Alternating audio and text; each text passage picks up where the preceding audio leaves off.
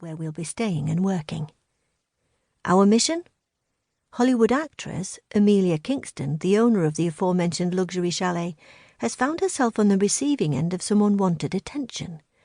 She's hosting a week-long party at the chalet with specially invited family and friends.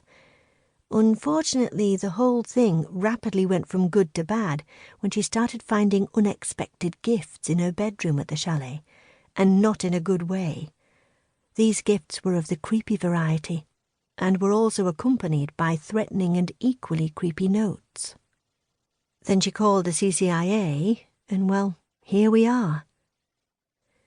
As Charlie slows the car for a worryingly narrow stretch of road, I take in the view.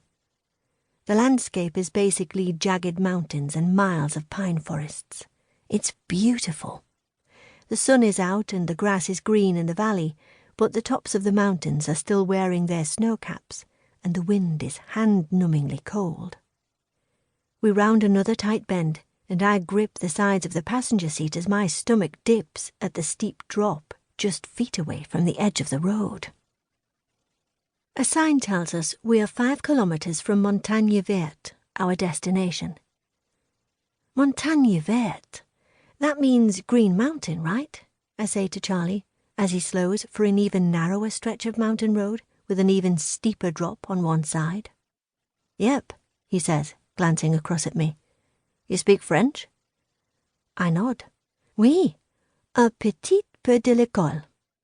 Scrabbling around in the back of my memory, I dredge up some more schoolgirl French. Le chien est sur la table. Charlie frowns. The dog is on the table? Oui. What else can I remember from French lessons? La poubelle est pleine. The dustbin is full, Charlie laughs. What the hell kind of French teacher did you have in school if those are the phrases you can remember? A young and very pretty one, I seem to recall. All the boys spent their French lessons trying not to drool on their textbooks. Well, some French of any kind could be very useful over the next week, I'm sure. What do we know about this case, then? I ask. How many people are staying in our client's straight out of the pages of Architectural Digest chalet? A lot. It has 7 double bedrooms plus staff quarters. 14 guests. Besides the 2 of us and Amelia and her boyfriend Ty, and of course Ennis and Siobhan, everyone else could potentially be on the suspects list. Plus we have 3 live-in members of staff and 1 casual handyman who have access to the lodge as well. Typical Charlie. He's memorized all of the case information we've been given so far.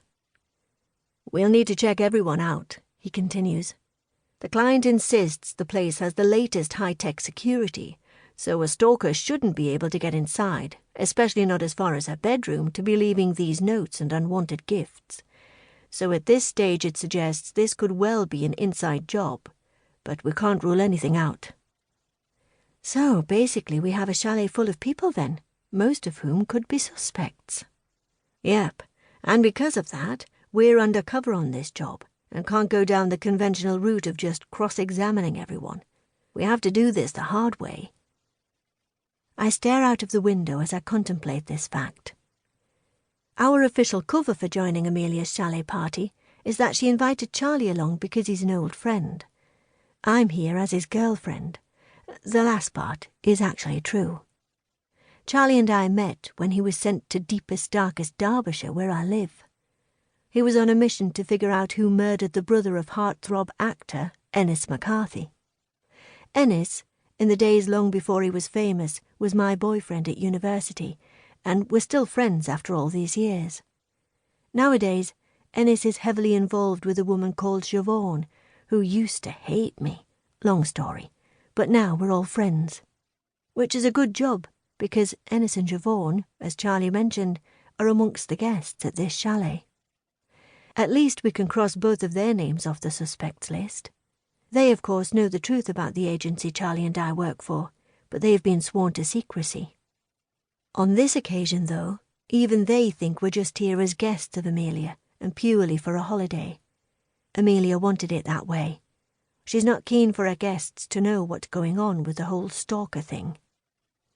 Right, this is the start of the resort, Charlie says, as we drive along a road with picturesque traditional...